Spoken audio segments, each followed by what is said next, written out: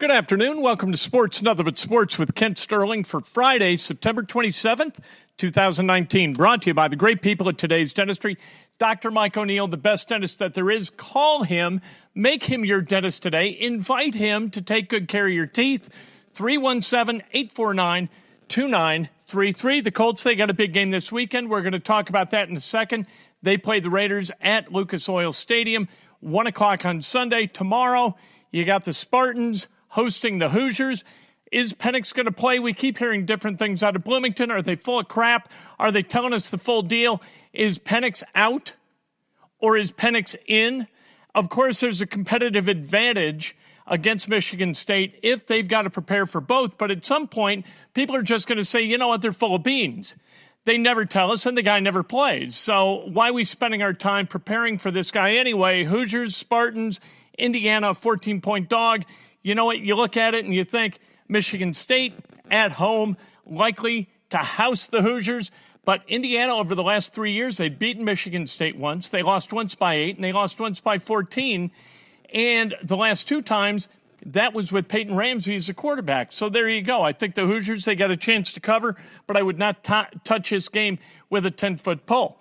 The IWIT Championships still going on. The Indy Women in Tech LPGA tournament down at the Brickyard Crossing. Great stuff going on there all weekend. I cannot encourage you more to go out and watch these ladies play golf. The control of the golf ball is absolutely superb, and they are such nice people. I've spent the last 3 days as a volunteer out there, eating out there in the players' area. They couldn't be nicer. They're just like real, decent, fun people, and I enjoy going out there and watching them play. Cubs tonight against the Cardinals in St. Louis at Busch Stadium. What Cubs team is going to show up? The one that's won 82 games or the one that's lost the last 9 in a row, being really non-competitive in virtually every one of those games. 2 against the Reds, 4 against the Cardinals, 3 against the Pirates. The first 6 of those games at Wrigley Field. Now they finish up on the road. These will be Joe Maddon's final 3 games as the manager of the Chicago Cubs. A good 5-year run for Joe Maddon. Not many managers for the Cubs in Cubs history have made it 5 years. Jim Riggleman, Leo DeRocher, Charlie Grimm, and Frank Chance. How about that? Those are your guys who have made it 5 years or longer as the manager of the Chicago Cubs. There's some other guys who got really, really close, but they did not close the deal at the end of that 5th season, like Joe McCarthy, right? Joe McCarthy fired toward the end of his 5th season. Anyway, Cubs tonight, you got Mills on the bump for the Cubs. You got a guy for the Cardinals. Cardinals still fighting for the division. You would think that they're going to play good competitive baseball. You'd like to think that the Cubs will do the same, but we have not seen that for a while out of the Chicago Cubs. A lot of guys sitting, a lot of guys shelved for the rest of the season. Hopefully next year with another manager, probably David Ross would be my guess. The Cubs going to come back and try to get after it within this window where they can be expected to be very, very competitive. Colts, Raiders this Sunday. The Colts a 6.5-point favorite. I'm iffy about this thing because you're not going to have Darius Leonard. Frank Reich just announced that Leonard is not going to play. Tyquan Lewis is not going to play. Malik Hooker out as well. On the offensive side of the ball, T.Y. Hilton not listed as out, and Jabal Sheard not listed as out either. We got to wait for the injury report. That'll be coming out in a couple of hours. 2 guys that would seem to benefit from T.Y. Hilton not playing this weekend. You got Parris Campbell and you got Deon Cain. We spoke to them together just a couple of minutes ago. Parris, how do you prepare for a weekend like this? Is it different from others? Not really. No, it's the same mentality.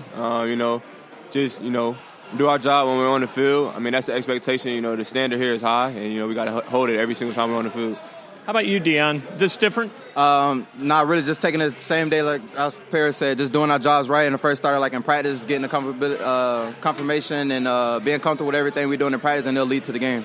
You guys as a position group, are you really supportive of each other and you guys are down with each other? Oh, yeah, for sure, because at the end of the day, we all depend on each other. We run routes to get each other open. We both try to execute all the same, so we always got to be on the same page. Rising tide lifts all boats, right?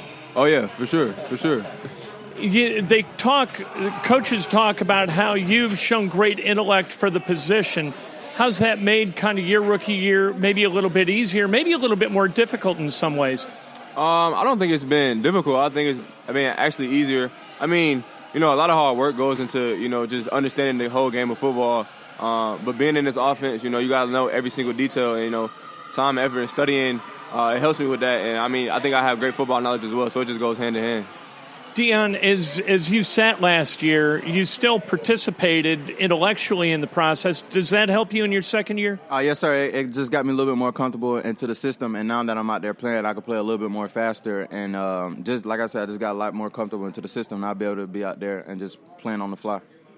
As you look at the Raiders, what kind of challenges do they present for you guys? Very, very aggressive defense, man. They got a lot of guys that's like aggressive in the secondary, got a nice up front. So we just got to come aggressive, match their aggressive, and make plays on them. Aggressive defenses can bring opportunities for an offense, can't they? Oh yeah, for sure. When you're super aggressive like that, sometimes you slip up. Might let some, technique-wise slip up, and that's when we come out the back end for a big play. So we just got to be ready every time we step on the field. We were talking to Frank Reich a few minutes ago about this game coming up this weekend, home game against the Raiders, and then next weekend at Arrowhead, and asked about the dangers of looking ahead, and he said, no, it's always go 1-0 this week. How do you guys feel about that? Oh, for sure. I think that's a mentality across the board, starting with, our coaching staff and down to our players. Even in the front office, everyone believes in that saying, 1-0. We just take it 1 week at a time. How's Frank Reich with you guys as a leader, Deon? Man, he's great, man. He's one of the leaders you could definitely look up to because he holds the standards to our teams, and we definitely just have to match it. And it's just really his integrity that he brings to the game, how much he knows about football, how much he knows about offense, defense, and a lot of things, and we just proud to have him as our head coach. Good-looking iPhone. Thank you. We match and love the blue favorite color. All right, have a good weekend. Thanks, fellas. That's Deon Cain and Parris Campbell, two guys, like I said, who are going to have to shoulder a disproportionate weight of the load this Sunday if the Colts are going to be able to throw the football effectively against the Oakland Raiders. That is, if T.Y. Hilton can't go on Sunday. T.Y. Hilton plays hurt a lot. He's gutted it out many, many times for the Indianapolis Colts. I wouldn't be surprised if he gutted it out this Sunday either. But if not, you got Campbell, you've got Deon, you've got Zach Pascal, you've got Chester Rogers, and then you've got a bunch of tight ends who can go out and catch the football. So there are plenty of weapons still. Nyheim Hines can go out and catch the football out of the backfield too. Line up in the slot as well. We'll see what happens. Like I said, Colts 6.5-point favorites against the Raiders. I don't like it. I don't like that spread either. You know what? The Colts, they've won their last two games by a total of 5 points. This spread 6.5. I know that the Raiders aren't terribly good. As we heard, they're very aggressive on the defensive end. And if you don't put pressure on Derek Carr, he can beat you. He's got great arm talent. He doesn't have great receivers. He doesn't have great backs either. But those guys, you know what? They get paid to play too. So we'll see what the Raiders bring to the party at Lucas Oil Stadium. Let's hear from Frank Reich, who spoke to us just a little bit ago this afternoon. The guys who will be out for this game are Hooker, Leonard, and Lewis. Good week of practice. Second home game. We're looking forward to being in Lucas Oil again in front of our fans. Want to have that same energy in there that we had from our fans in the first game and going up against a tough opponent and looking forward to the game.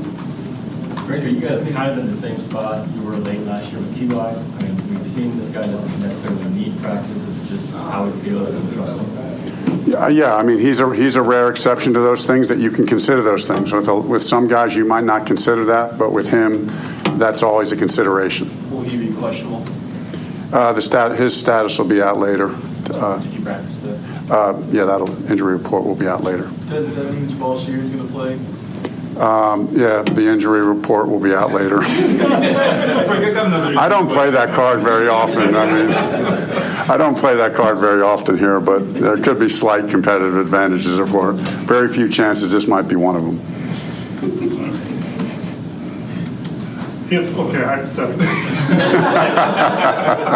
If you have to go without T.Y., I mean, your level of confidence, and you've already lost Devin, but I mean, how do you compensate? Yeah, Chris and I talk about this a lot. We view every guy on our roster as a guy who can play winning football.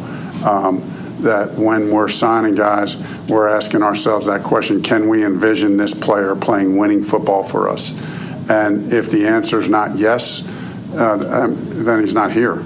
That's the filter. And so we have a lot of confidence in the guys that will step out there on Sunday. Around this time last year, you had a couple of receiver injuries, and you got down to the bone. You had to go sign Dontrell. And how has the depth evolved this year? And I think we've had a little bit more depth, kind of early coming out of camp. Going into that first game with 6 receivers active. Which is a little bit unique. So, when Devin went down, it was like, okay, that's a blow, but okay, we still got 5 active, and then, we'll see how it plays out here with T.Y. But we got a lot of confidence in these guys. These young guys are stepping up and they're ready to go. This is a little bit of a bigger picture question, but over the years you've called plays in different places.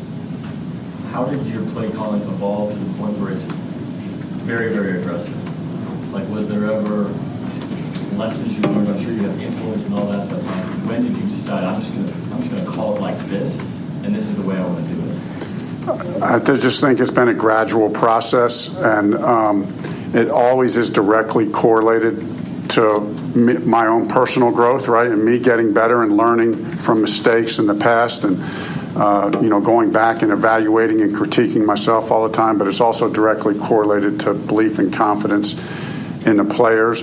And then I do like to think of it as far as aggressive, but I like to put a word in front of it. We want to be, I should say, prudently aggressive. Prudently aggressive. It may be a little bit, but I think it works. I do think it works. I think when you just go in there and think we're going to be aggressive, there's a very fine line that it can turn into recklessness. And that's just, I don't want to step over that boundary, for us. And so it's got to be really calculated. That's why it's really helpful. I mean, Nick and I spend hours and hours during the week talking about how the game is going to be called and what's going to get called where. And I'll tell him what I'm thinking. I'll bounce every idea off of him. We'll talk it through, pros and cons, where we can be aggressive, where we shouldn't be, situations, and it goes on throughout the entire week. And I think that helps me a lot. You said lessons you learned over the years. Lessons from being maybe more conservative, where you went back later and you're like, we should have just put it front. Yeah, both really. From being too conservative, and then from being too aggressive, and then from seeing, watching other people. As I told you, watching Doug Peterson call it, I felt like he had the right approach and there was the right mix, and so I felt like I learned a lot from that as well. Frank, I probably know the answer to this, but any worry about your team looking ahead? Yeah, no, no. I mean, we're fighting and scratching and clawing for this win right here. This is the only one that matters. So I think our mentality, the 1-0 mentality, I do think that's firmly ingrained. Hey, we got to go out. We got to play a good opponent. There's no telling what will happen. But I think our guys know that this is a really good team coming in here, and we got to be wired in. Frank, I don't know how much if you watched last night at all, but there were some more interference penalties, challenge, and all that. You did one Sunday. Is it going to get to the point that it's just not worth the challenging?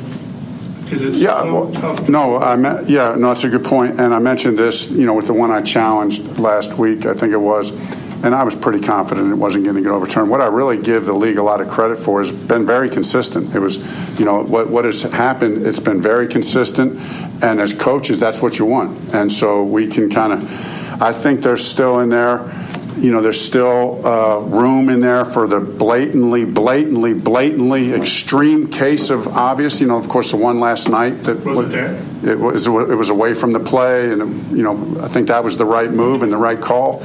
So is it exactly how each one of us want it? That's irrelevant. I like the fact that it's consistent, and it probably does lead you to challenge very few things. So again, to be consistent, then they're going to try to convince you to not challenge unless it's the Rams Saints last year.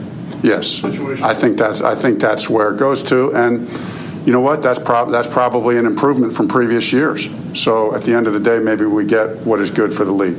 Frank, when it comes to your receivers blocking downfield, and you've got a lot of runs so far, too, but at second level, what role does that play in those plays, having further success? It plays a huge role. We really sell it that way.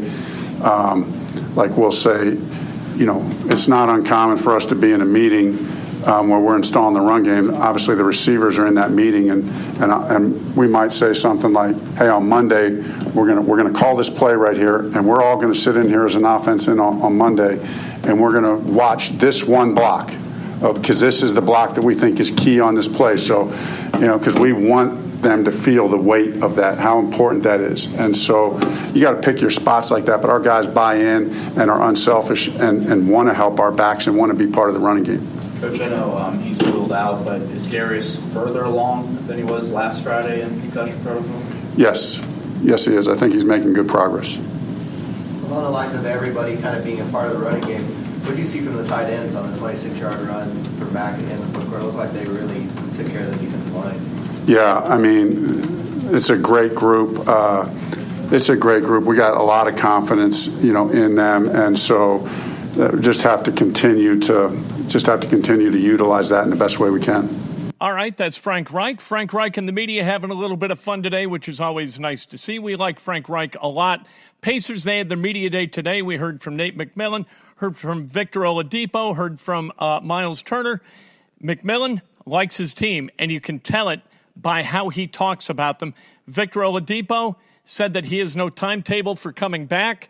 We'll see when that winds up being, end of December maybe. He wants to get that thing 100% healthy. It's mental, it's physical, it's all those things. We'll see when Vic is back. And then when Vic is back with Malcolm Brogdon as the point guard for this team, that's a pretty damn good defensive backcourt for the Indiana Pacers. Domas and Miles are going to play together a whole bunch this year. They are both going to be starters for the Pacers, with Gogo Batadze coming off the bench at the 5, T.J. Leaf coming off the bench at the 4, maybe T.J. Warren playing a little bit of 4 as well as the 3. Jeremy Lamb is a part of the rotation. You got the Holiday boys. You got a lot of guys who are going to be asked to do a lot of things for the Indiana Pacers, especially until Victor Oladipo is back. That's Sports Nothing But Sports. Go Cubs. Hey, go out and see a high school football game this weekend. The weather is going to be awesome. And you know what? It doesn't feel like football weather yet, but that's a good thing. Wear some shorts, T-shirt, go out and cheer some guys on. They work really, really hard. Support them. Get out in your community, support your high school football team.